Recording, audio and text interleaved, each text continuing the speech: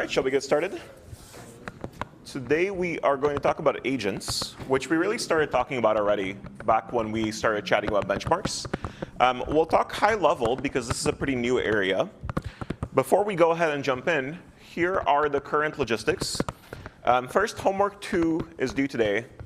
Hopefully everyone's okay with that or is already submitted. If you can't, please let me know.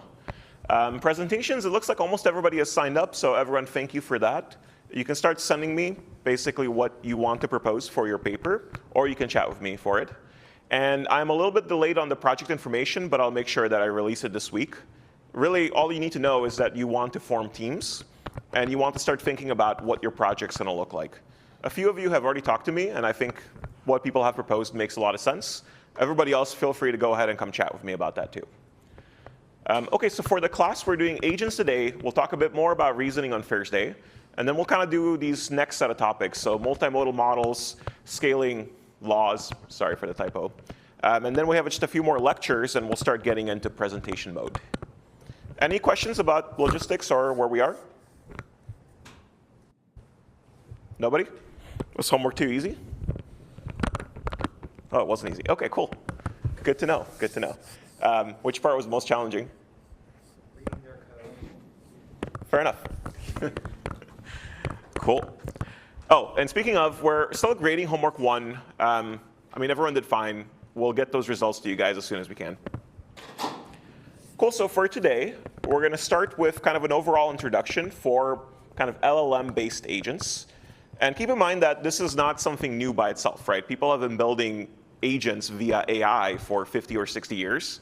That was really the original point of AI in the first place. What we're mostly going to focus on is doing agents with some component that's an LLM. And as that turns out, it's very convenient because first, LLMs and foundation models can ingest all kinds of data. And second, they can perform some degree of reasoning, which is really what you want for these agents to be reliable. So we'll try to set up the motivation, some of the goals, some of the key differences between agentic LLMs and just kind of vanilla use of LLMs. And then we'll talk about the overall architecture and kind of the key properties that we'll have to look at. Then we'll move from general agent systems, which can be single agent, to multi-agent systems. That adds another layer of complexity, but it can be pretty powerful. So we'll talk about some of the difficulties. And then we'll have a couple more evaluation pieces and some challenges that are left. So this area is still fairly new, and in many ways, they're not very reliable yet. But clearly, this is the most impactful application of LLMs in general. All right, so let's start with the first part. So OK, what's the real reason that we want to do agents? Well, the most obvious one, basically, is that LLMs by themselves are basically static, right? You ask them a question, you get an answer. That can be useful to start with. But if you want something more complex, something more interactive, then you're going to have to build some kind of agent systems, whether you're using LLMs or not. So this interactivity is a big part of it. Now, at the same time, even when you use an LLM, a big part of why ChatGPT was popular is the fact that you can go back and forth with it, right? You're not stuck with one single question with one response. It will actually load up its context window with your previous questions and use that information as well. So it's at least slightly interactive. The point of studying agents is to make things way more interactive than that. OK, so we want to build basically systems that can reason, that can use tools, that can act autonomously. All these things roughly are in this agentic space overall. And by the way, there's no single good definition of what is agentic versus not, right? If you integrate tools, sometimes people consider that to be agentic, even if there's no complex environment, right, that the LLM kind of operates in. So this is kind of up to people to set up their own terminology. Just be aware that people use the term in a bunch of ways. In other words, we want these foundation models that are going to play a certain role. They can act rather than just being predictors. And since the space is so huge, I do suggest everyone takes a look at this paper, which is one of the new survey. It's not like itself amazing, but at least it gives you a very large sort of taxonomy of the space overall. I don't suggest you read it cover to cover, but if you're interested in a particular piece, these types of surveys are pretty useful. All right, any questions about the motivation or what agents are? Sounds good. Yeah, it's fairly intuitive. And of course, as I said, this is not something that's new. People have been trying to do this for quite a long time. It predates foundation models, certainly. You can actually look up a lot of these older sort of frameworks for how to design an agent, right? And a very common one is this one called P's, right? So you think about performance, about the environment. A lot of this was aimed at physical agents, so like robots. So things like actuators and sensors show up. Keep in mind that most of our LLM-powered agents are not going to be robots. They're not going to physically interact with the world. They're mostly going to be inside a digital environment. So some of the older sort of concerns that people had about, how do you control the actuators, those don't really show up directly for us. But we'll have some equivalent problems. All right, so less of these robots, more actual kinds of models, but that's OK. There's also these sort of general taxonomies of what kind of agents people build. So one way of categorizing different agents is kind of thinking of them as reactive. This just means that there's some stimulus in the environment, and they act based on that, right? They're not doing their own autonomous thinking. They're not planning something. They just respond, right? So this is the reactive kind. Deliberative is basically the opposite. You're going to take some action that you have to plan for, and that means you have to figure out everything to do beforehand. You have to do some degree of thinking, planning, et cetera. And then there's kind of systems that mix these two. They're called hybrids.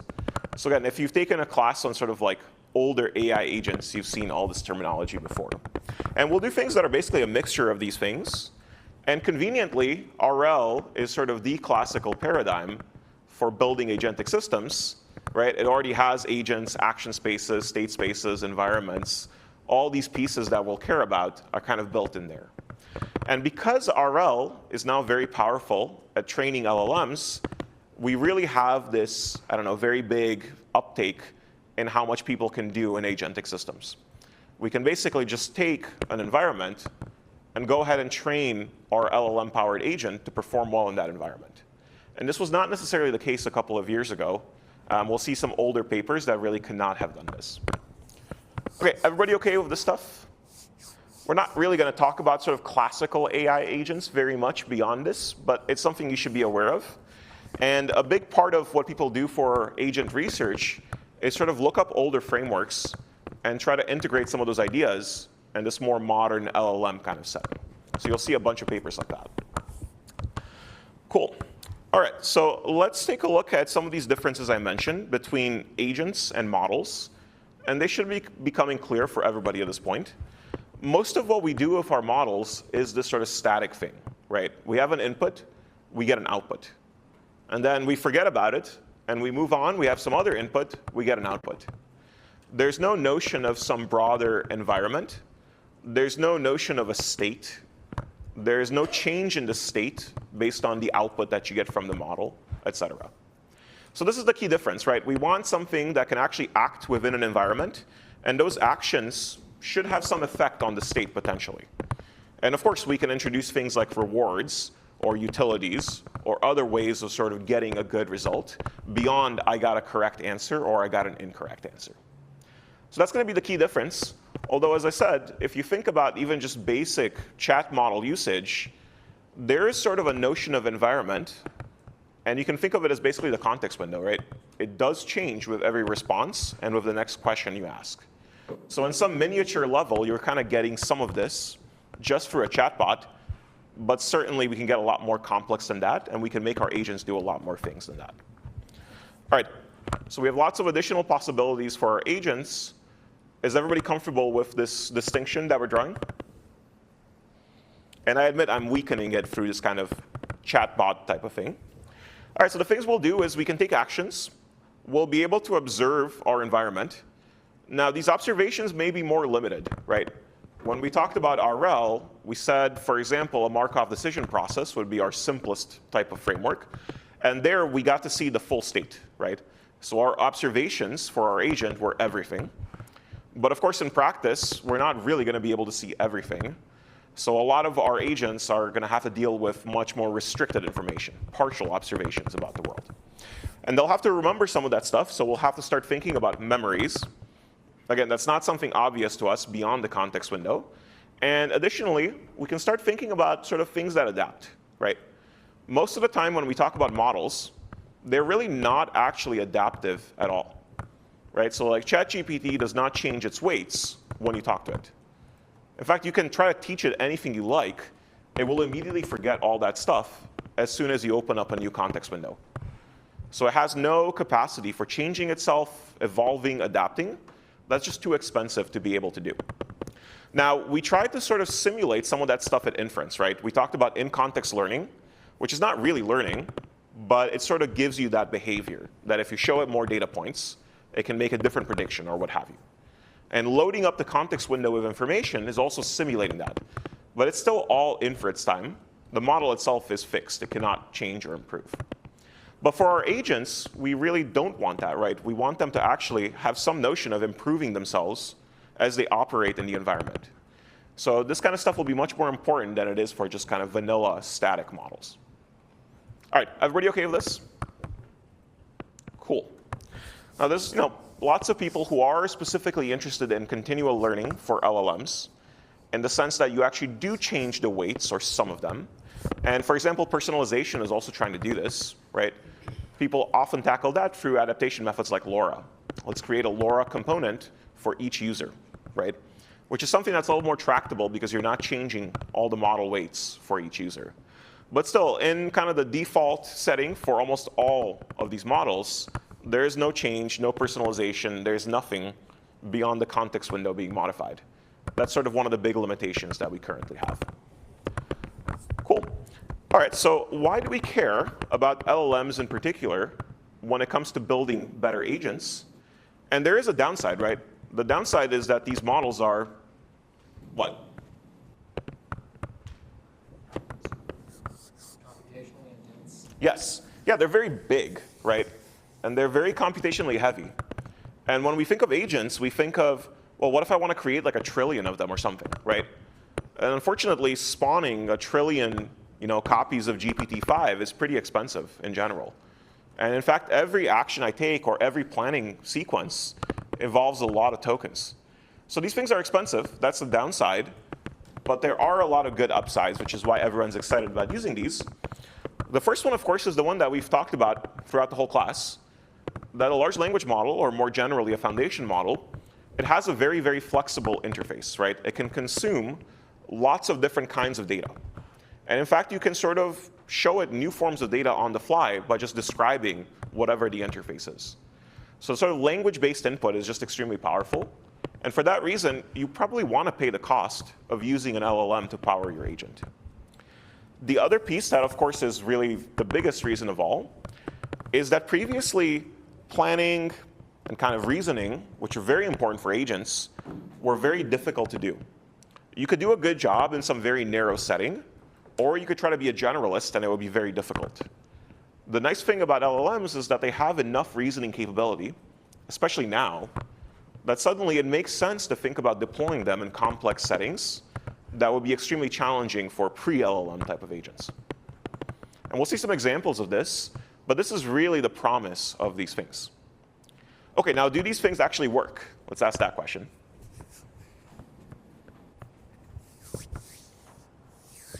All right, who thinks yes? Who thinks no? OK, I like the so-so. Yeah, I think that's really the answer, right? So these have the potential to really act autonomously as agents. But unfortunately, we are still constrained because they make mistakes, right? They're not perfectly reliable. And the issue of not being perfectly reliable is not always a big deal. But if you have some complex setting where you really need to make the correct decision time after time, and where you break at any point, then that ruins your performance, of course, it's not surprising that you're going to have some problems with LLMs. And when I say like not reliable, there are bigger things like hallucinations, but they're just small things like making the incorrect decision or a suboptimal decision at some point. And again, the longer the sequence of decisions, the more likely this is to happen.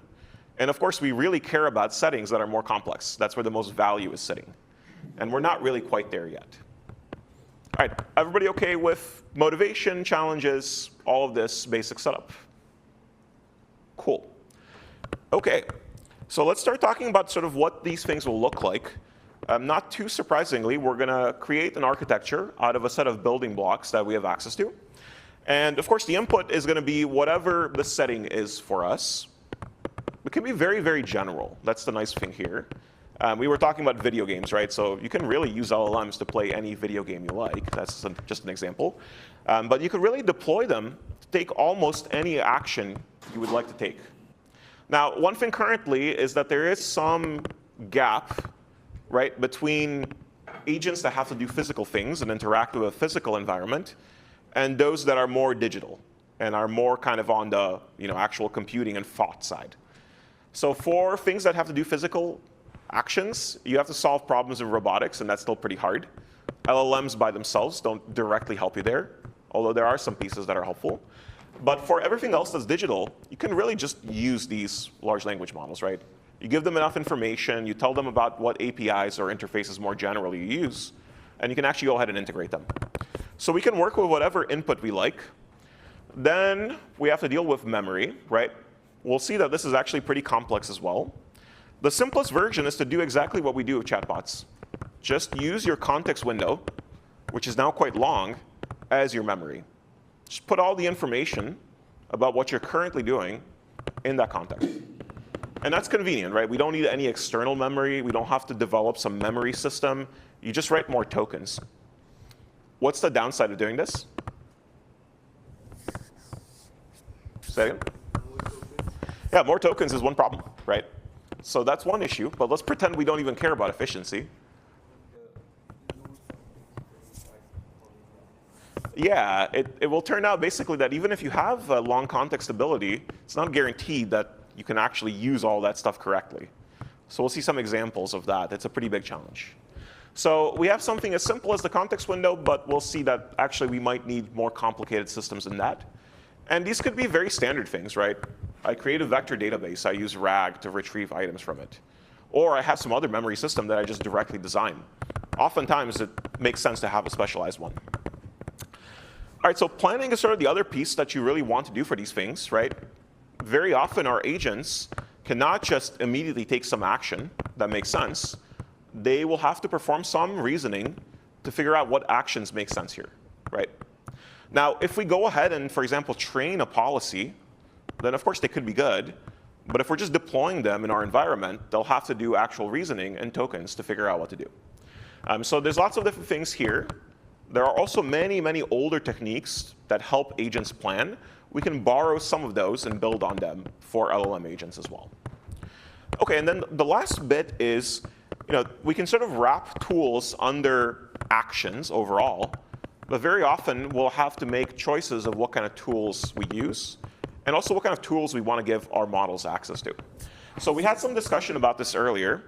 If you recall when we were talking about chain of thought, we talked about sort of more advanced chain of thought that used things like code interpreters, or just more general tools than that. We talked about this paper called Tool Former, right, that basically taught models how to call tools when they wanted to. So most current models have tool calling capabilities, and therefore kind of that's the way we'll interact with our environment very often. So we'll see some examples of this. The downside basically is that every time we make a tool call, there's the risk of an error, right? We may have called the tool incorrectly, or the tool itself had some problem, or we misinterpreted the result of the tool call. So here is where we're going to have to be careful. There's going to be a whole art to picking the right tools and calling them when we want to and avoiding it otherwise. But basically, this is the general pieces. We'll talk a little bit about memory. We'll talk about planning. We'll talk about tools. If we have these, we can design an agentic system overall. Go for it. So whenever reasoning tokens are put into an agent's, are output by an agent, do you typically include that in the memory of the agent as well? So like we have all the reasoning that they perform, or do we just want to get that summarized so they don't give us a context window? Yeah, we'll often summarize, right? And there's a whole sort of way of thinking about the optimal way of summarization. It basically comes down to a compression problem, right? So the more you compress, the more convenient, but you may distort what's in there. The less you compress, less convenient, but more likely you keep stuff you want. OK, good question. Other questions? Cool. All right, let's briefly talk about memories. I won't spend too much time here, but it is a pretty big area. I will say that there's no sort of correct solution overall, or even sort of like a major breakthrough when it comes to memories. Feel free to push back for folks who do research in this area, but that's sort of my take overall.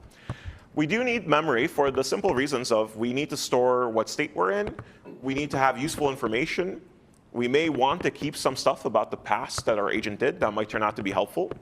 Again, slightly different from sort of the basic MDP formulation that you think about. The simplest approach is the one that we've been talking about. Well, let's just use a long context window, right, to store all the stuff that we care to store here. And this was initially not very tractable because even a few years ago, the longest context window was 4,000 tokens or 8,000 tokens. 8,000 tokens is not that much, right? It's pretty difficult to store a big history in such a short amount of space. So you have to think pretty carefully about how you use that window and kind of when you remove parts of it and how you retrieve them back again. So here's a kind of a very famous example. This is a paper called MemGPT. It was fairly well known and quite popular. Notice that here they have a context window, which is that thing in the dashed line over there. And it's, let's say, 8,000 tokens, this short one. Then you have to think very carefully about what you put in there. And notice that sometimes you're going to have stuff that has to occupy it. There's no easy way around it. So for example, your system instructions are going to be in there, right? You can't avoid that. In general, you can't remove it. You want to keep some space for what the model is going to do, right? That's this context over here. And then you have to think about, OK, so where will I keep things that I've retrieved from my longer-term memory? And where will I keep things that I want to write to there? That's what this queue is doing over here. And then we'll also have some layers of memory that are sitting below the context window. This is going to be stuff that is going to be more expensive to access potentially, but there's going to be a lot more of it, right? So here we're going to have things like long-term archival storage. That's where we can keep absolutely everything. We'll have some stuff that we can just recall. We'll have different ways of keeping track of all of these pieces. And of course, in the end, we need some space in our context window for the output itself. So keep in mind that you're going to have some more complicated system if you have limitations on your context window. This is just one example. You can design it in many different ways. OK, so let's suppose that we don't have a limited context window. It's not 8,000 tokens. It's something much larger. Who wants to guess or who is aware of the current context windows for most of the frontier models? How much? Right, 128,000 is pretty popular, and there's a few models that are more in the 1 million range. There are also papers that propose an infinite context window. How would you do that?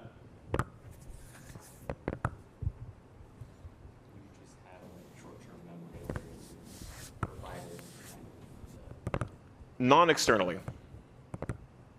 Yeah. Yeah, well, let's go back to recurrence, right? The good thing about a recurrent neural network or any recurrent system is that you can plug things in forever. You still have only a finite memory, but the context window is itself infinite, right? So if we abandon some of our principles of attention, which are the real limitations on our context window, we can make it arbitrarily long, but it doesn't mean performance gets better, right? Everybody see what I mean by that? And in fact, if you actually go look at frontier models, a lot of their layers are not going to be full attention. They'll be things like sliding window attention, right? And that permits your full context window to be as long as you'd like. You're just not going to do attention over the whole thing anymore. OK, so let's take a very quick or brief moment to talk about these long context windows, which have been often proposed as sort of a big solution to everything. And just based on our conversation so far, we know that they cannot really actually have access to all the information you could put in there. But let's see how people discover that. Essentially, what they said was, OK, let's take a look at how useful a full window is when you have these long context capabilities. Let's see if the advertised length kind of lines up with what we'd like to do with it. And the basic answer was, it turns out, not surprisingly, not really, right? You actually have a very common way to lose information in these long context windows. So this paper is, I think, the first one that studied this effect. Now, granted, this was not actually long context by our current standards, but the behavior is similar. In fact, it's gotten worse, if anything. What they found is actually very interesting. Essentially, the model paid a lot of attention to tokens that were at the beginning and at the end of this long context window, and stuff that was in the middle, much less so. And maybe that's not surprising, right? You don't expect perfect compression. In fact, you can't. And as a result, somewhere there has to be some loss of information. And it's actually what you're seeing over here. It's basically saying, hey, I'm going to do some type of retrieval. I'm going to look for a document that's sitting inside this long context window that has the thing I'm interested in. I can position this document in different places and just see what happens when I have it located in these different places. Sometimes it's early, sometimes it's the middle, sometimes it's very late, right? And based on that, we can see, okay, how often do I correctly retrieve what I want from that document? And what this curve is showing you is it's pretty often, 75%, when you put it at the very beginning. It's the first document. And it's reasonably often when you do it at the end, right? It's still 60, whatever, 5% over there. But you can drop to 50% somewhere in the middle. So it's some U-shaped thing where performance goes down if you locate things in the middle of this context window. Now, this is an old work, but you can see very similar results currently as well. And there's a highly related benchmark that's very popular. It's called needle in a haystack. Very similar idea. I have this very long context. I fill it up with information. And there's one particular piece of information that I need to answer the question. And depending on where it is, I may be able to find it more often or less often because of this kind of behavior. It's inconsistent to be able to find it. There's also now at least 1,000 variations on this benchmark. So for example, there's situations where you have multiple needles, or where you have sort of interactions between these needles, little pieces of information that are scattered through the context window. You have to find all of them and do something with them, do some operation on them. So these are very, very popular benchmarks for long contexts. And basically, they show that even the most powerful current models are not really that perfect yet when it comes to actually using all the stuff in that context window. OK, so this is another motivation for why we may want to design actual memory systems rather than being totally dependent on this kind of thing. And even outside of the agentic context, there's been this debate about things like RAG versus just using the long context window. And for a long time, people thought this would just solve it. I'll have such a long context window eventually that I'll put everything in it, every book, every reference, whatever. That seems unlikely. It seems like some kind of database approach is going to be here to stay for a while. Saw a question? Go for it.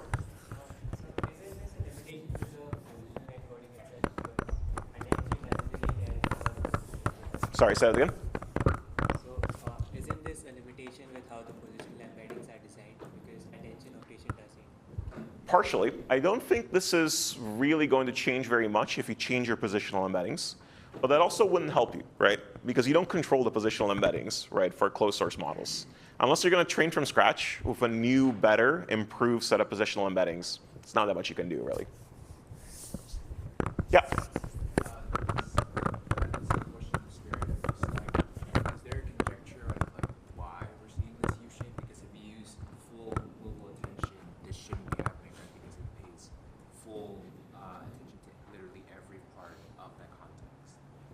Maybe. Even that's not totally obvious. What you're saying basically is some kind of symmetry, right? There should be symmetry over all the tokens if you use full attention. The thing is, I actually don't even know for what this model is. Oh, yeah. So like for 3.5, for example, we don't even know, right? This is not an open source model. I actually don't really know what attention mechanisms they use. It's probably full attention somewhere, but maybe not everywhere, right? So that's kind of what this test is really for. Even then, I'm actually not sure that you really get symmetry. I have to think about it more. But I'm pretty sure you won't see that, and you'll still see something similar to this, is my guess. Yeah?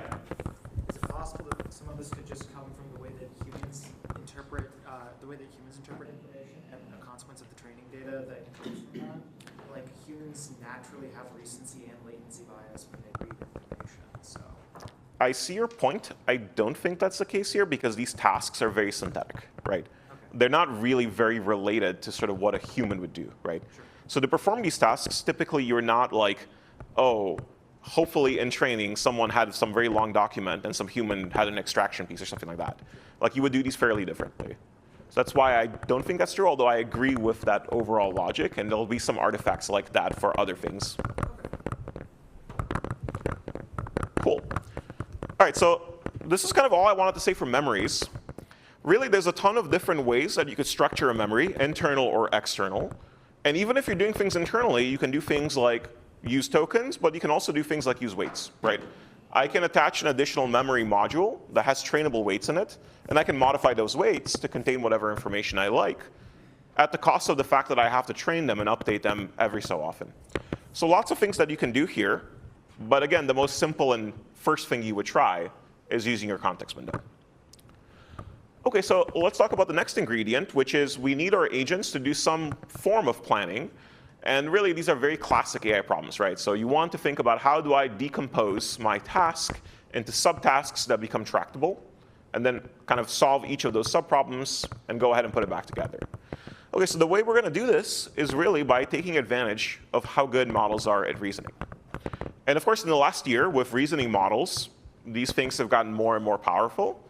But even before that, prior to RL-trained reasoning models, we still had things like chain of thought, right? Which could at least simulate at inference time reasoning. And this is really what people used quite a lot when agents were first proposed. So, okay, a bunch of different things, right? Chain of thought. Of course, we saw variations of it, like tree of thoughts, which are also pretty popular. Self-reflection, so you take the output, you ask the model again about looking at that and seeing what happened, et cetera. So a very popular paper from a couple of years ago is called ReAct. So this is a whole class of agents, right? So reason plus act.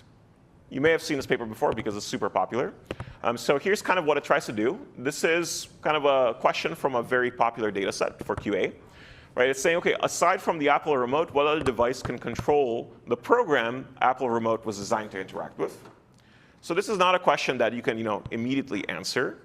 This is also not really an agentic setting at all, but it has some of that behavior, right? It has to get some information and do something with it. That's sort of what this kind of model is doing. It's saying, okay, well, for each case, let me think about what I want to do and take an action. Then I go ahead and make an observation. Then I have another planning step, another thought, take another action, I'll get another observation, and kind of so forth, right? So a fairly simple early approach to using the reasoning capabilities through chain of thought that LLMs have to do this kind of planning that you want to have for your agents. And this is an extremely simple idea, right? Like there's almost no complexity to it. It works pretty well. And you can do it just with inference time abilities of models. You don't have to train some new, more powerful model to handle this. So for this reason, this was actually a very, very popular paper. Any questions, by the way? Okay, for the sake of what we're talking about here, planning is literally going to come down to go ahead and figure out how to break down the problem and figure out what the first step should be, right? There's not much more to it for us. All right, and the other ingredient that we were talking about is basically tool use, which is going to be our most standard component here. We can get tools in lots of different places, right? I can use an API, I can search the web, I can download a new program, et cetera. If you have a physical agent and you actually have physical tools, we are not really talking too much about those, as I mentioned. Most agent frameworks that you use can really let you do the more digital things, right? So access the web and all the things that you could do on the web. Use some set of programs, use some applications. All of those things kind of count as tools. The big problem is the thing I mentioned early on, which is that tool use tends to be noisy. And especially if you need to solve some subtask by running multiple tools together, then the chances that you make a mistake kind of go up. And let's take one kind of quick example of tool noise / uncertainty here. Right, so we can call the wrong tool. In fact, one of the things that actually was very annoying for a while is that when models hallucinated a lot, they accidentally made up tools. They would assume that some tool exists that sounded convenient for whatever they needed to do, but it didn't exist, right? Sometimes they would kind of fully hallucinate entire APIs, right? Entire system packages, whatever. So very standard thing. Models have gotten better. They don't hallucinate nearly as often now, but it's still misusing a tool is very standard. Even if you correctly use a tool, there's a decent chance that you actually don't use the result correctly. And this is even things as simple as parsing the output, right? A lot of tools have like one form of output. Well, your model has to be good at parsing it. And if it makes a mistake in parsing, which happens all the time, then you actually don't have the right answer from that tool. And finally, because you have to chain together multiple tools, doing that is another source of error in general. So let me show you an example. This is a benchmark from a company that I sometimes consult with. So they work with clients that are insurance companies.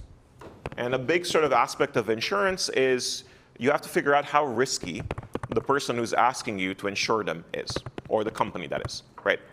So they say, hey, I'm willing to pay you this much money per month for you to insure me. And you have to figure out, like, is it likely that this person, right, will trigger their insurance policy? they'll get in a car accident, whatever. So you have to make these kinds of calculations. And for this benchmark, basically, there is a co-pilot that helps do this risk assessment. And to do a risk assessment, you have to do a bunch of things, right? You have to figure out, hey, who's the client? What do they do? What are their characteristics, right? Let me go look up in a bunch of different tables the level of risks that have been measured before. Let me check if earlier someone said, oh, this person's too risky, right? Don't insure them. So you have to be able to do a bunch of these tool calls. And it turns out that it's actually not super easy, even for the most powerful models. Basically, a fairly decent frequency, you have to make some mistake, right? And this is not with, like, I don't know, mediocre models or open source models. This is with things like GPT-5. So 36% errors, despite having all the information that the model needs to actually correctly use the tool. And here's kind of an example. This is just basically doing some simple querying, SQL type code, right? And it figured out, hey, we asked for a particular column, but there was no such column there, right? It's a very standard thing to happen. And there isn't really a simple solution. One thing you can do, of course, is you can train your model, right, to be good at some particular type of tool use. But unfortunately, that kind of makes you a lot less flexible. You really want your agent to be able to use any kind of tools, including new tools that have become available. And finally, of course, training is expensive, right? We don't want to train unless we really have to. So in general, this is still kind of a hard problem. And people still work all the time on figuring out, as much as possible, how do we improve the reliability of tools, and especially kind of chains of tools. And this is probably where we're going to be for quite a long time. It's just not a super simple problem for us to solve. The more autonomous you want your agent to be, the more it'll get in trouble in this way. OK, so one thing that I do want to say, which is kind of interesting, and is starting to become popular again, is you don't have to use just pre-existing tools, right? So one of the nice things about our models is they can do things like write code. And because they can write code, that means they can create new tools that they can then just reuse. And this idea is actually not new. There's a nice paper, a couple of years old at this point, where basically what they do is first craft tools. And you can do that sort of once with a more powerful model. And then you can have a smaller, simpler model that powers the agent that's going to go use those tools. So here's a very simple example. This is a few years ago, so these things are fairly simple. The tool basically is just a small program. It's not really doing much else. But the nice thing basically for this task, which is sorting certain animal emojis, very, very simplistic thing, you just have one powerful model that uses the tool, or sorry, creates the tool, and then you have a simpler model that's going to go ahead and just use that tool repeatedly. This is actually a very popular idea now as well. We talked about how it's not very efficient to use a huge LLM to power each agent. One thing you can do is to have sort of one powerful LLM that does a few things, and then much smaller, more specialized LLMs that power the agent kind of long term as it operates. So same basic principle as here. There's more interesting experiments happening right now actively that I'm aware of, where people basically say, hey, you should throw out all the tools and just go ahead and first make your model produce them. It does some initial stage where it does all the tool creation, and then it just uses its own tools. And this is much more flexible and ends up being more powerful than using pre-existing tools, and more reliable in the way that we said. Awesome. So we'll stop there and take a quick break. I can answer more questions, or we can hang out for a few minutes.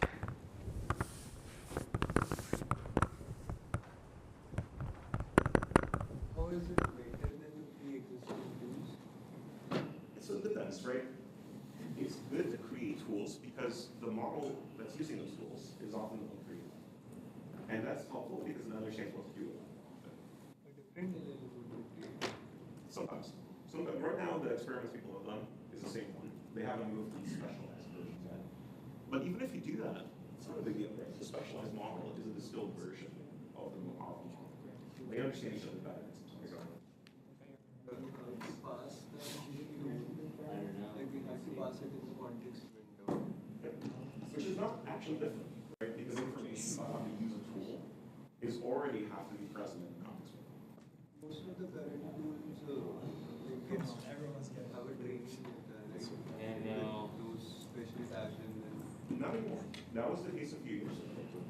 Because models really did not know. They weren't flexible. And if you just open this context window, here's the function.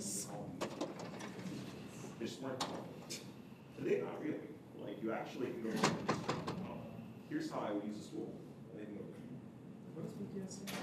oh, no process on that. Still, For example, if I was to call an API or something like this, in the training dataset, I would have these tool tags in between. I'll have some format, and I can later provide. Okay, I have these many APIs, so you can call it in this segment. Like this is the current what is happening. we don't know is the answer. That is how we did things for quite a long time. And it's convenient. We don't know if that's how the actual thing is. We don't know if there are tool call tags currently in like Frontier. And you can definitely call tools and hope that the model is not seen in training more recently. Which people have done special experiments. Like if I design an API tool, the model has had no OC, it can still reliably run. These models have become powerful enough that some of these like older tricks are no longer quite as important to use.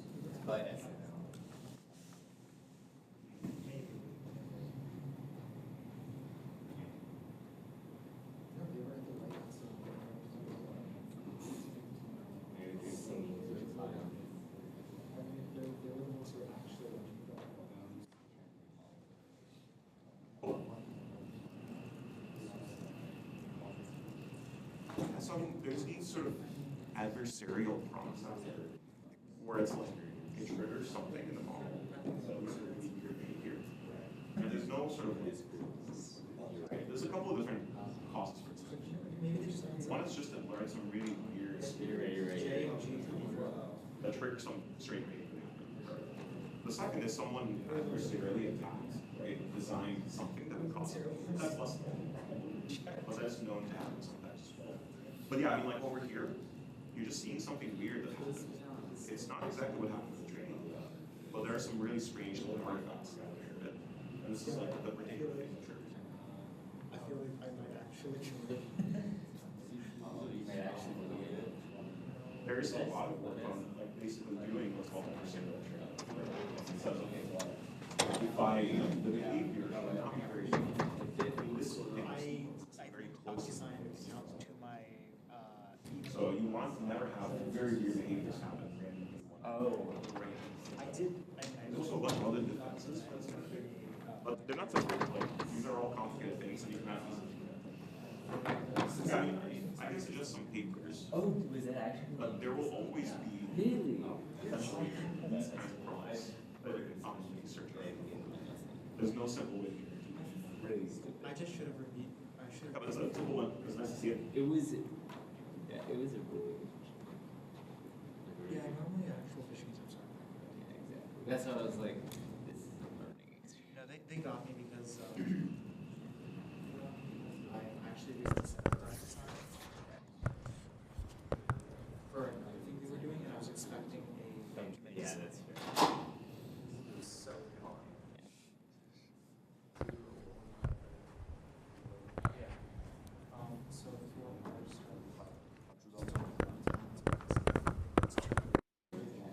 Question in a comment, then if you can answer that question, then I mean, I've already. Other than that, like I didn't really. Yeah, agent.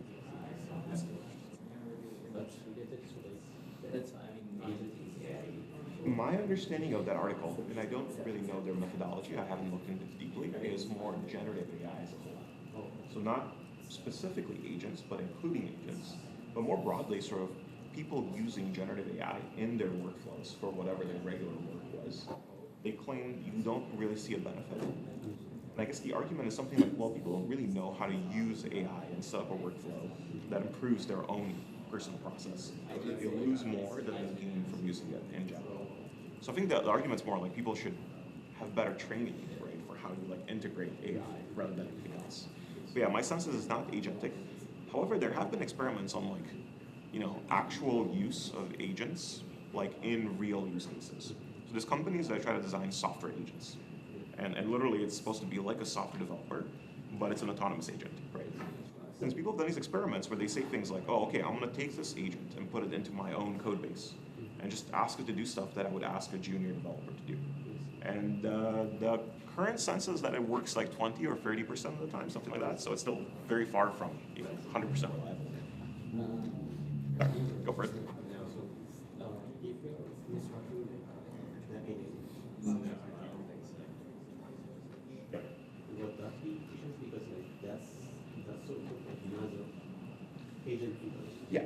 so I mean, if you're doing a bunch of human-in-the-loop kind of stuff, right, where you're supervising, and you're looking at the outputs and refining things, so people claim that there are efficiency gains, or software developers, not in the other. How to reliably measure this is a little bit tricky because it's very difficult to do an experiment where you say, same person will use an LLM, will not use an LLM, same task, and like measure that stuff. So I think it's still kind of tricky, but the general claim is that there are real savings there to be exploited. Yeah, so take it for what it's worth. I can't actually promise that's true. Yeah. 傲慢与偏见那个。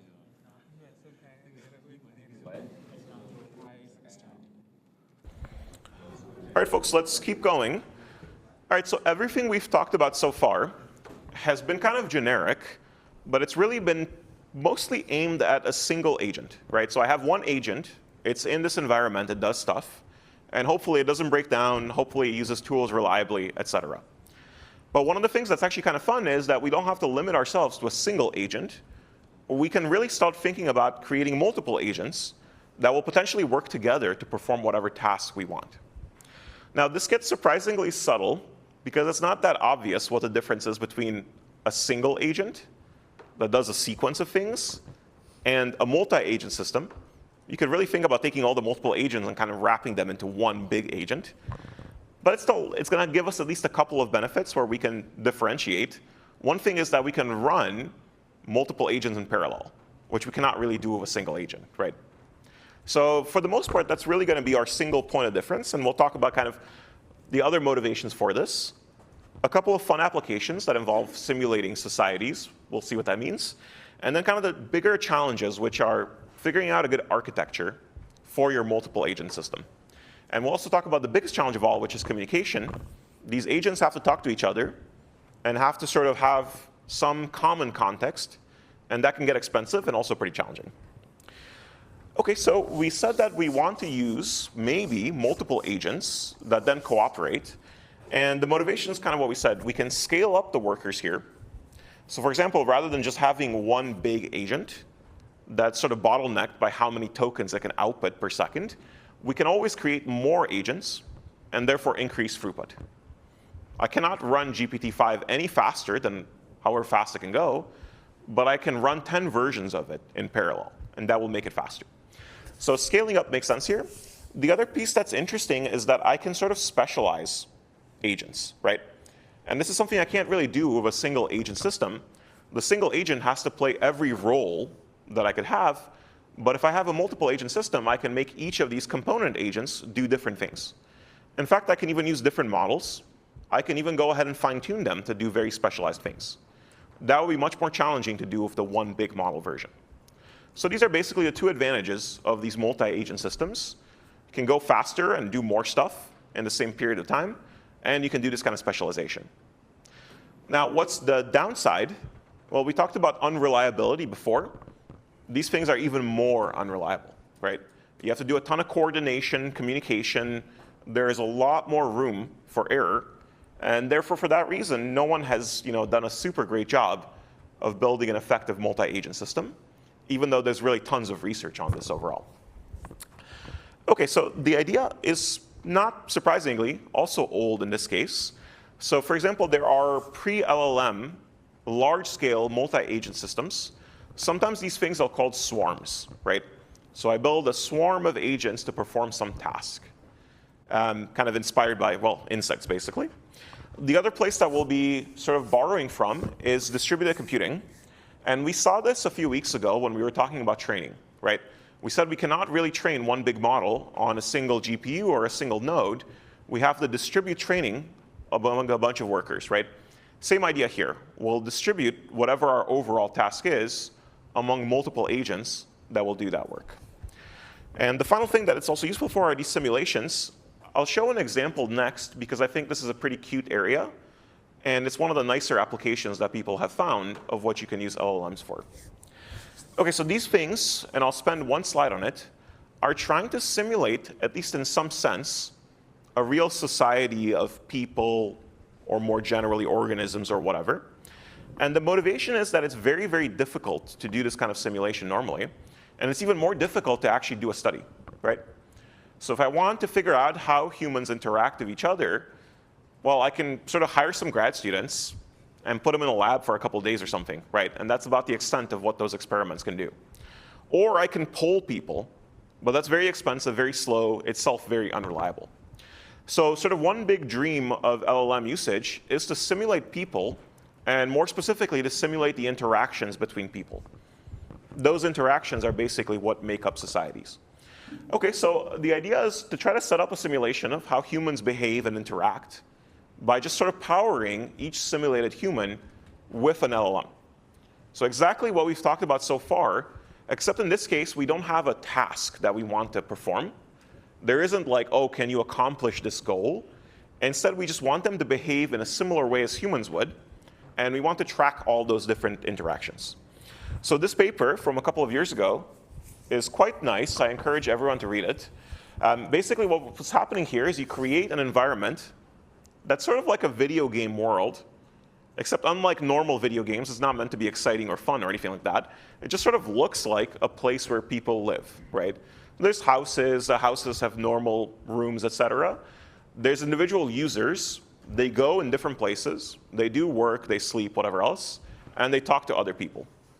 And that's pretty much it, right? It's like a very, very, very simple simulation of the world. Much more constrained. Obviously, you can't really simulate a giant space like the Earth. It's much fewer agents. You cannot easily simulate 1 billion or 8 billion users. But the actual idea is still pretty much the same. And you're tracking things like how they communicate, et cetera. But you really have to integrate all the pieces that we've talked about so far into this, right? So for example, we have to deal with setting up a memory system. And therefore, we have to think about how we're going to deal with that, right? So here's kind of their overall architecture for the memory system. Really, you'll have sort of two pieces. A memory stream, which interestingly is not designed to be efficient exactly. It's more designed to simulate the way like human memories work. And then you'll pick out particular retrieved memories through a retrieval mechanism, kind of like how we remember things when we try to remember things. And of course, all this stuff will interact with everything else we need for these agents, right? We'll have some inputs. Those are the perceptions from the environment, right? We'll have planning and reflection, and we'll take actions. In this case, the actions are things like go to a place, do something, talk to somebody. But again, very, very similar kind of problem to our overall agent problem, just kind of a different formulation. I'm not sure how readable this is, but this is kind of one example of a memory stream. Notice that it's just a bunch of sort of time steps and things that happen in those time steps in a long stream. Very simplistic sort of equivalent to like what humans do. And then to answer a particular question, you retrieve the appropriate memories and craft them together into an answer, right? So what are you looking forward to the most right now? The answer is I'm looking forward to this party, based on the retrieved memories that came from this memory stream. Okay, so pretty simple idea, but I think this paper is pretty fascinating. And the interactions and like behaviors that you end up seeing are surprisingly realistic, or at least at first glance. And people are trying to do this kind of thing, but at larger scale, to sort of predict things about the future, right? It's a real simulator of what you expect to happen in the future. You can study things like, hey, how will AI change the economy, right? What will people do in response to this or that job being done by AI better or not better or whatever? So you can study all kinds of really interesting questions that are very difficult to study in reality with one of these systems if you're willing to put in the work of setting this kind of thing up. And as you can guess, it's not very simple, and it's pretty expensive because you are doing a huge amount of prompting, for example. All right, any questions about this?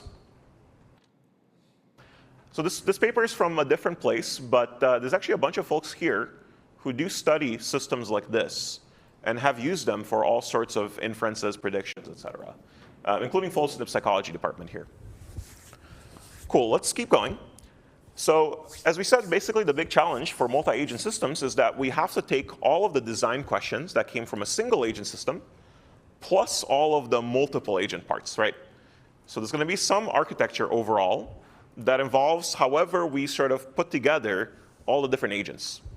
We have to pick agents, we have to assign them jobs, we have to have them do those things, we have to have them coordinate, we have to make them each aware of information from other agents that they should know about. So quite a lot to figure out. The first question, for example, would be something like, am I going to have a decentralized set of agents or centralized? Decentralized here just means there is no sort of center that's doing all the orchestration, that's kind of coordinating everybody. So everyone's just doing their own thing, and there's some general communication between them. And then centralized means I have an actual center that I've designed. It's going to do everything else. So here's kind of an example. If I take the input from the top, if I'm doing a centralized system, I might have some orchestrator agent. Here they're called initiator and collector. But this is the guy who assigns roles to all my other agents and takes all the information that came from them and spreads it out to all of the other agents. So basically, we have to come up with one of these architectures first, one design, so you can figure out what your system is meant to do. OK, so all these things, of course, as you see, still have all the regular flavors of a single agent. So they still have access to tools. They can still take their own actions. They can still reflect, plan, et cetera. But we also have to connect them. And additionally, we have to figure out what this memory issue is here, too. We can now have a more shared or global memory to go with each agent's memory. But it comes at a cost, right? If I'm constantly writing back and forth from this memory, that can be expensive as well. Everybody see what I mean by this? Cool. OK, so as a result of this, a lot of work on multi-agent systems is really kind of designed for trying to make sure that we can find a good architecture, a good overall system design. And one piece that I think is pretty interesting and is going to be useful in the future is sort of extending a set of principles from a different field. The different field is called neural architecture search. What this field is trying to do is find out good model architectures for a particular task. So rather than saying, hey, I'm going to use an off-the-shelf model, instead it says, oh, I'm going to search through possible architectures, and there's a very big search space of these, and pick out the best one possible for the tasks that I want to do. OK, so this is a huge field that has its own kind of properties. What we really want to do here is to adapt it so that instead of looking at neural architectures, it's looking at these multi-agent architectures instead. And so here's an example of a paper that I like that's basically trying to do this. All they're really saying here is, hey, I have this big possible array of agents. And what I need to do to search over this space is to figure out what are the right connections between them and what roles should I assign to them. So for those of you who are electrical engineering people, think of an FPGA. So this gigantic array of circuits, and you get to choose which ones are active and which ones connect to which ones, right? Same deal here. I have this big array of agents. It's up to me to say what are the connections, who talks to who, and what are the roles. And I can do that manually by experimenting and saying what works, what doesn't. What these guys are trying to do is basically to automate that process. So on the left here, we have the building blocks, right? And of course, in practice, you have a lot more building blocks than this. Different kind of agents and agent configurations that I can just kind of put in. Then over here, I have my sort of overall big possible space of things that I can do, which really comes down to just all these different connections. And then finally, for a particular task, and they have these 3 examples, I will search through all the possible combinations here, hopefully in a more efficient search approach than just brute force. And I'll find some good configurations that make sense. Right? And this is kind of what the multi-agent configurations look like. These are those architectures that we just saw. Now, what are the big challenges here? You have this massive search space. The more options you have, the bigger the search space. And efficiently navigating that search space is very difficult. The brute force approach of just try every combination and measure performance, that's impossible, right? So you need something more efficient. The typical thing that people do is create this continuous relaxation. And then you can run things like gradient descent. You don't have to do discrete search. So very similar to what we talked about when we talked about prompting. All right, so one more piece that's also important here. This communication aspect is really critical. It's actually not as easy as it sounds. The big issue here basically is if at every time point I share all the information that each agent has with every other agent, that's a massive amount of communication that I have to do, right? So really, I have no choice but to compress it in some way. But that compression leaves some room for error. OK, so communicating all the time is very expensive. And as a result, it's just very challenging to compress correctly. I like this blog post from this summer. Don't take the title too seriously. It's called Don't Build Multi-Agents. But you should read it because it's actually quite interesting. And what it shows you is how difficult the problem actually is. Even if you have a nice design, here's a very simplistic kind of multi-agent system, you can still very easily break down by not communicating exactly the key information. So notice this system, right? Basically, it has some initial agent that creates some breakdown of the problem. It then assembles 2 agents to work on each part of the problem. You're seeing those over there, sub-agent 1 and 2. And there's a last agent that collects the results and puts them together. So even in this very simple framework, which is not a complicated architecture, there's a lot of room for error. So check out this blog post, quite fun. It'll give you a sense of why this is a very difficult problem, and why, in general, there's this very broad area of context engineering that people are really struggling with. How do you make sure that each model knows what it's supposed to know, and that you can update it correctly at each time step? Cool. So I'll stop there for multi-agent systems. Any questions about this? By the way, has anyone tried this? And what have your experiences been? I mean, it's terrible. It really depends on because like most companies will only have API access, and Yeah. then if you try to mix agents with other companies, sometimes they don't play nice for some reason. Yep. In my experience, mixing agents from Google and like what do you call it, LangChain, it doesn't work well. And my conspiracy theory is that Google has Agent SDK and they want to gatekeep a lot of their model artifacts. So then when you try to integrate with LangChain, it's going to be a tough time. I like it. That's a good conspiracy theory, but it's actually probably true. So yeah, it's every company is trying to build a fully walled garden ecosystem situation, and sort of going in between has become harder and harder all the time.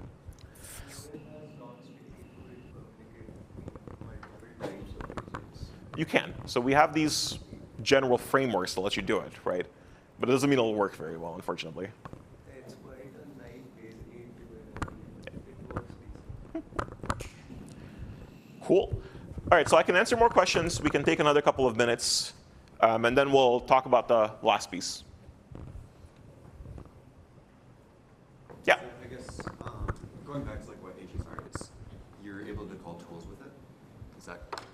It's not required, right? So I could very easily have a situation where there are no tools available at all, but I can still have a multi-agent system, right? As long as I want to perform some interactive thing or some task that means that there is an environment and I act within it, I would consider that agentic, even if there's no strict tools that you can do. So I mean, like, any task where I have like a robot just navigating a space, right? That's automatically agentic, even though there's no real tool. There's just walk forward or back or what have you. Okay. So like in the example that you just gave, like what's the environment? Is it like the interactions between agents? Oh, for the simulation thing? Yeah. There, the environment really is like that sort of video game type environment. Sorry, I was talking about the previous slide where you have your different tasks. Oh yeah, so for that one, it's generic, right? I mean, these tasks are actually software tasks, so they're along the lines of like, go write this program that's going to execute these functions, right? So the environment there is just like whatever your current ecosystem is and whatever state you have for your existing system, right? Okay, thanks. But yeah, defining exactly what is or isn't the environment is kind of difficult. It just depends on like what your setup is and what you give it access to. But sure, I mean, I see your point. You could think of any action whatsoever is the tool, more or less, right? There's no clear distinction between these things. So when agent latency is something that I have a question on here, because some of the agents have been hooked up to run in games as well. Yep. And I'm just curious, how do they deal with the latency of GPT in those game settings? Do they pause the game until the decision is made? Or, Yes. I don't know if it's paused, right? Like, typically you're not running the game through an external interface. Like, you're running it internally, so the speed is entirely up to you, basically. That's an interesting question, though. Well, because I saw an agent system that was designed to play on top of a multiplayer game of StarCraft. So I was wondering how they could play StarCraft at a pace that would keep up with other players unless those players were also agents or the game was pausing constantly. Yeah, I mean, for that case, I think the question is pretty interesting. I'm not sure that these models will be quite so slow. So it's possible that they just run fast enough anyway. There are certainly smaller models that are like extremely fast, right? So like real-time gameplay would be fine over there. If you're saying, hey, like, can I like literally physically tap the keyboard based on just some current model? That may be more complex. So I don't know the answer.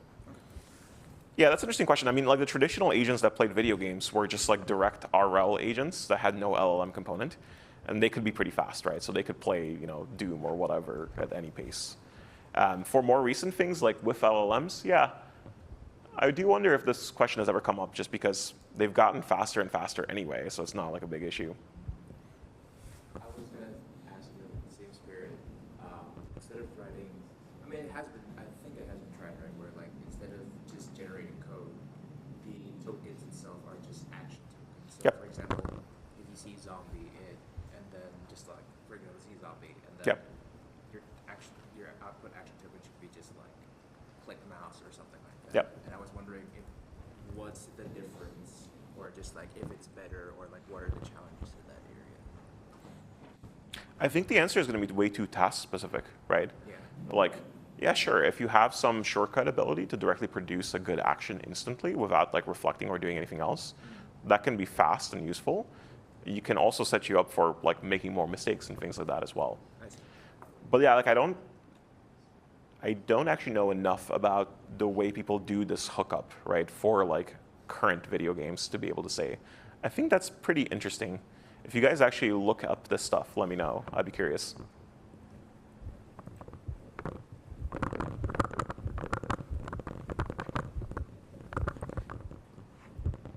Cool. Should we finish? Awesome. So I wanted to do just a few more slides on eval. We really started talking about this last time. It's exactly what we were referring to, which is, if I'm going to go ahead and evaluate an agent, I do have to be more careful about setting up the environment and doing a bunch of measurements compared to just kind of classical, did I get it right? And I wanted to mention a couple of things around sort of main challenges that remain. We've already talked about them. And also mention something about realism, which is really where we're trying to head with a lot of our agent evaluations. Okay, so this is exactly what we talked about last time, right? We said that there's lots of complexity when it comes to evaluation for generative models as a whole, but of course also for agents in particular. We're not going to just do accuracy on some set of predictions. And worse, typically we don't really want to do a single measurement either, right? It's nice if we have one single metric. People do want that so they can do hill climbing, right? Improve my agent or my model. But unfortunately, one number usually is not going to tell you the whole story. What people typically look at are things like, well, if I have a bunch of tasks in my environment that my agent should be able to do, how many of them can I complete, right? So task completion rate is popular. Another one is efficiency. How long does it take me? How many tokens that I have to consume? Any other measurement of how efficient I get. There's a trade-off between these two things, right? If I get more inefficient, I can probably solve more problems. There's things like safety, which are separate, right? So you see this, of course, for physical robots all the time. Like, there's the question of, can my robot do my task? But there's also the question of, like, will my robot explode or fall off a cliff, right? Like, that's a standard thing to happen. For safety with kind of LLM-powered agents, you have things more like, is the code agent going to delete my entire database permanently, right? Which happens all the time. So it's not really, a hypothetical kind of thing. So this is the kind of safety that we'll have to concern ourselves with. And of course, the last one is cost. The more expensive I get, generally the better I can actually go perform. But of course, I have to pay way more, so I have to be careful. And if you look up any of the popular agentic benchmarks, I'll talk about this one for example, you'll typically actually see a ton of different numbers being reported. You have to pull out the combination that kind of is most interesting for you. Right, so here we have the equivalent of task completion, which is % solved. We have score on those. We have how many steps it took, so we're back to this efficiency question. We have cost and so forth. So there is really not going to be like a single model that's best. You might have more of a Pareto frontier, right? And you have to see where your model fits against that. So things are more complicated for this reason, although they're more informative. You learn a lot more about what's going on here. Okay, so I already mentioned a couple of examples last time. We talked about things like Web Arena. There's a lot of these from 2023 onwards. So we saw SweBench and Web Arena. Agent Bench is also popular, almost the same kind of flavor as what we've seen so far. You have some challenges that are trying to approximate real-world situations. A lot of them are still kind of code-based, right? So I have a SQL API, I have a different API, I have something that looks more physical or whatever. And then I go ahead and kind of operate in a bunch of different environments. and I measure my overall performance, throughput, cost, all these things that we've talked about before. So this is just another kind of example.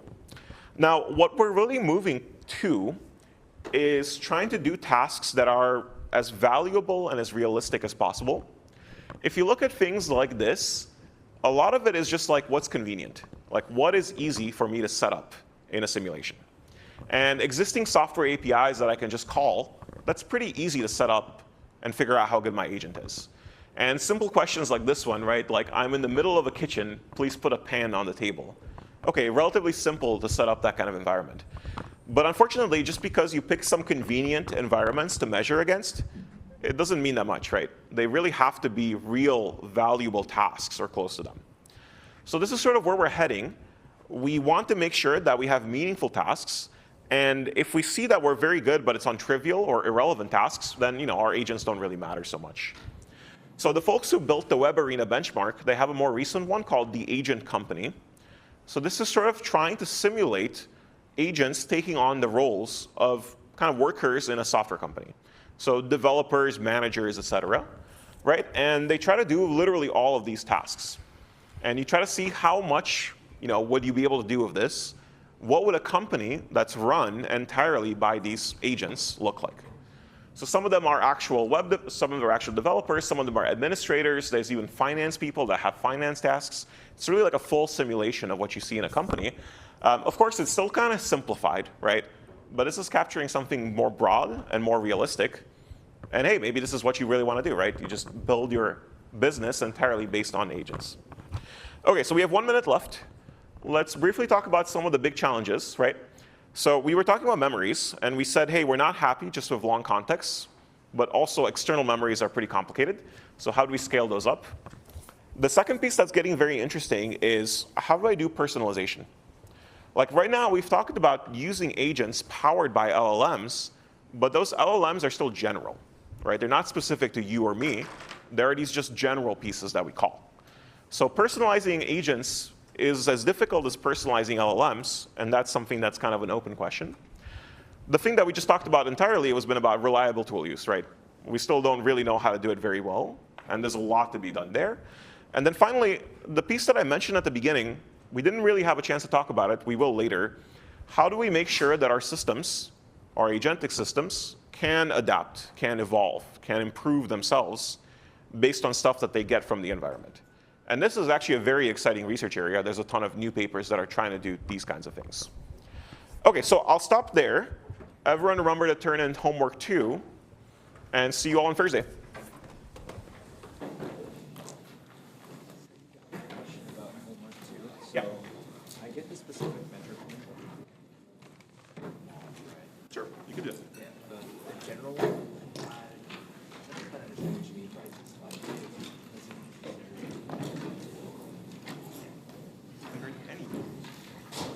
That you like. Okay. And So, then it'll be very agent. oh, so it could be like I just make a home data set. For example. Or you can get like a distribution, very powerful training model to compare against that. But in fact, you can use anything up there. Complexity. But it's an open-ended question, so don't think you be concerned that you're going to do. I chose a Brandon side. Thank you. Yep. Gotta choose me.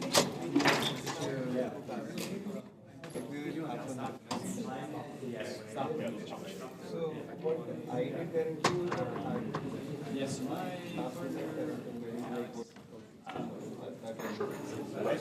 what junior people They're going to do either similar things, or they will do something like they'll say, oh, OK, I'll create some auto-vocabulary tokens, and just not deal with that at all. Not handle it. It all goes into one single token that's like, I don't know. But mapping is easier because more faster. I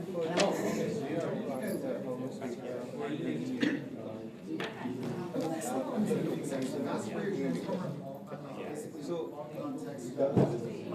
how much it resembles to our data set as of the newer data set, but it's more of a thing if we whether it's involving that pattern that we have. So that's asking Yeah, I think that's the right way to do it.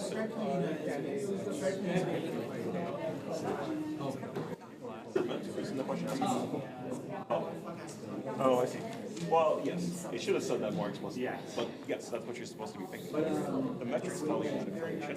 You say, okay, I'm going to compare on the metrics, and I'll increase the amount of data. I'm going to see the metrics get The issue with the metric is it's close. yeah.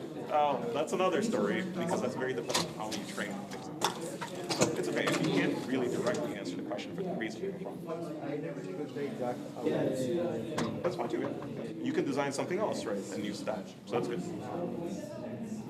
Then it's realistic. Hey. I have two questions. First is for the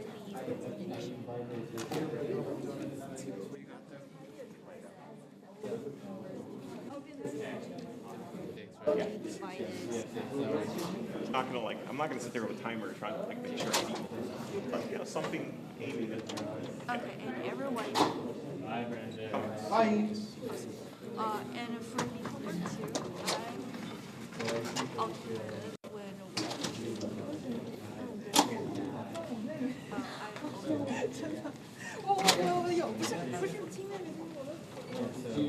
this part I use that's accepted. as long as you tell us. Okay. As long as you say what you did. It's okay. Okay, I just said I use all the patterns, Yes, that's all the okay. numbers. Okay. So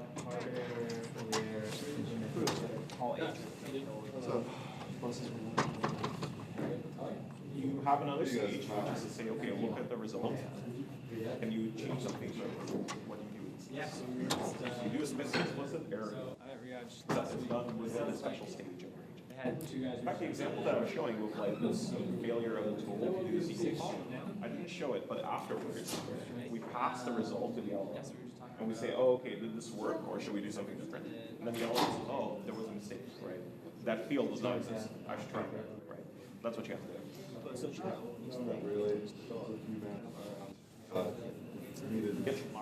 very flexible in terms of what we're interested in, right? Yeah, it's not trivial, and it may not be able to handle those correctly, and it may just break those results. That happens all the time. So that you try to do as much as you can, but there's no guarantees it's actually. Well, some has break the rules. Exactly. Yeah. Or it gives you just completely bad results. It's convinced that it did things right. Because it's pretty nonsense. Or well, I already read Exactly. Yeah. In fact, you can break the environment by doing this. Like lots of bad things can happen. landed on this native paper. Yeah. Yeah, like building in guardrails for agents is its own big area. Hundreds of people. And then even more specific things like, okay, well, how do you recover from errors during the stream? That's another big area. Right. And of course, people do things like run it 5 times and take the majority result and all these things that's helpful. But yeah, pretty big area. So if you want more, I can suggest some papers. Just let me know if you email me. I'll get some. Or we can chat more about it. Yeah. I don't recall exactly if they really evaluated against the full attention, but it kind of sounds like it's I've never put like anything.